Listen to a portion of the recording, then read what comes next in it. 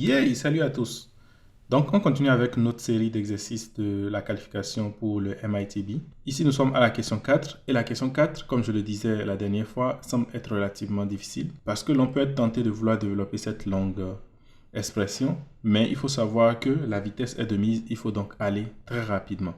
Donc, ce que nous allons faire, c'est sûrement pas de développer, c'est déjà de constater que ici, nous avons une progression géométrique. Donc, si j'ai une progression géométrique, je sais que le résultat va me donner quoi? 1 moins x à la puissance, le nombre de termes ici qui est 5. Bien sûr, x, c'est la raison, que je divise par 1 moins x. Et en bas, il suffit juste de remarquer que je peux garder moins x comme si c'était la raison. Et par conséquent, j'aurai 1 moins x à la puissance, le nombre de termes qui est également 5, divisé par quoi? 1 moins la raison qui est moins x, donc moins x. Ce qui veut dire que mon intégrale, en fait, devient simplement l'intégrale de 1 moins x à la puissance 5 divisé par 1 moins x que je multiplie par 1 moins x à la puissance 5 que je divise ensuite par 1 moins x.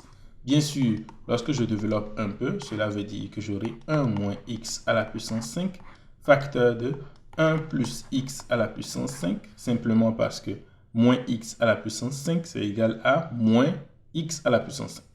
Donc finalement, au dénominateur, j'aurai aussi 1 plus x facteur de 1 moins x et dx. Et lorsque je développe cela, j'aurai a moins b facteur de a plus b, c'est égal à a au carré moins b au carré. Donc x à la puissance 5 au carré qui fait x à la puissance 10, divisé par la même chose au dénominateur, ce qui va me donner donc 1 moins x au carré dx. Et ensuite, qu'est-ce qu'on va faire? Une opération qui est réciproque à celle que nous venons tout juste de faire. En réalité, nous avons ici, on peut constater que nous avons 1 moins x à la puissance 2, le tout à la puissance 5, divisé par 1 moins x au carré. Donc ici, en prenant comme raison x au carré, alors nous avons aussi une progression géométrique qu'on peut écrire. Donc c'est juste l'intégrale de 1 plus x au carré plus x au carré, le tout au carré, plus x au carré, le tout à la 3, plus x au carré, le tout à la 4. Et le tout, ça fait dx. Bien sûr, il faut garder ici 5 termes. Ce qui va me donner ainsi